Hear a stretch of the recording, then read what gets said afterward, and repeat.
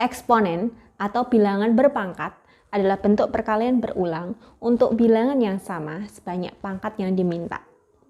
Disimbolkan dengan A pangkat N, yang artinya A dikalikan sebanyak N, dengan A adalah basis atau bilangan pokok, dan N adalah eksponen atau pangkat. Sebagai contoh adalah 2 pangkat 3, yang artinya 2 dikalikan sebanyak 3 kali. Sifat-sifat eksponen itu ada 8. Yang pertama yaitu untuk perkalian, maka pangkatnya akan jadi penjumlahan. Yang kedua itu pembagian, maka pangkatnya akan jadi pengurangan. Yang ketiga itu pangkat kalau dipangkatkan lagi, maka akan jadi perkalian. Konsep keempat dan kelima itu sama. Yang di dalam tanda kurung, setiap unsurnya akan kebagian pangkat yang sama. Kemudian untuk sifat keenam, semua bilangan yang pangkatnya 0 pasti sama dengan 1. Kemudian untuk sifat ketujuh, jika dia pembilang kok pangkatnya negatif, maka dia akan turun jadi penyebut. Tapi kalau dia penyebut kok pangkatnya negatif, dia akan naik jadi pembilang. Kemudian yang ke-8 itu akar. Nah, angka pada bentuk akar yang terluar itu akan jadi penyebut pada pangkatnya. Apa kegunaan dari belajar eksponen?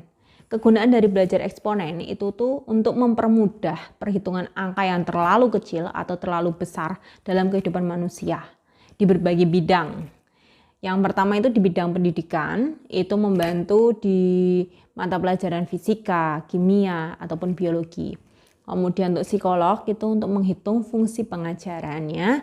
Terus untuk di bidang ekonomi itu untuk membantu menghitung bunga majemuk.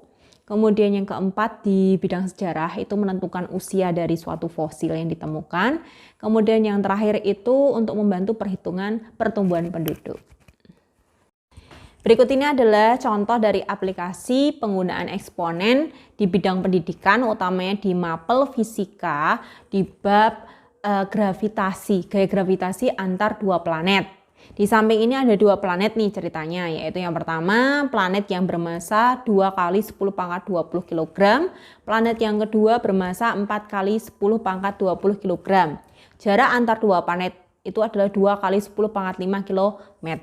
Tentukan besar gaya gravitasinya.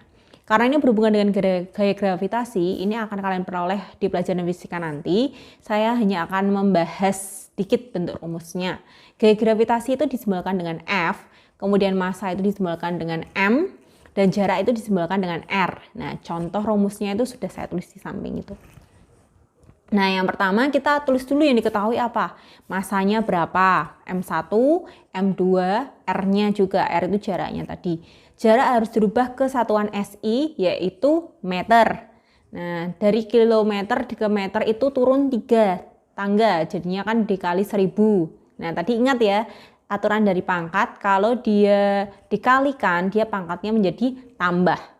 Di situ yang tadinya 2 kali 10 pangkat 5 menjadi 2 kali 10 pangkat 8. Nah, selanjutnya ternyata diketahui bahwa G itu konstantanya bernilai 6,672 kali 10 pangkat negatif 11. Samping ini adalah cara pengerjaannya, tinggal kalian masukkan yang pertama ke rumus yang sudah saya tuliskan tadi. Kemudian di langkah kedua ingat sifat dari E1 tadi, kalau perkalian itu pangkatnya jadi ditambah. Kemudian yang di bawahnya itu kan pangkatnya dipangkatkan lagi dan dia di dalam kurung kan. Ingat tadi di konsep E4 kalau dalam kurung itu semua unsurnya memiliki pangkat yang sama. Nah, kemudian lanjut ke langkah berikutnya, diingat sifat dari E3 yaitu yang artinya kalau pangkat dipangkatkan dia jadinya dikali. Kemudian langkah berikutnya ingat sifat E7. Tadi kalau pangkatnya negatif, itu karena dia berpindah. Tadinya kan 10 pangkat 16 itu jadi penyebut.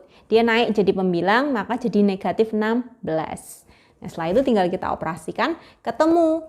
Gaya gravitasi atau F-nya adalah 13,3 kali 10 pangkat 13. Harus kita rubah ke notasi ilmiah. Notasi ilmiah itu kurang dari 10. Jadi kita rubah menjadi 1,33 kali 10 pangkat 13 kan tadi, nah karena 13,3 kok jadi 1,3 berarti dikalikan 10 lagi. Jadinya 1,33 dikali 10 pangkat 14 Newton.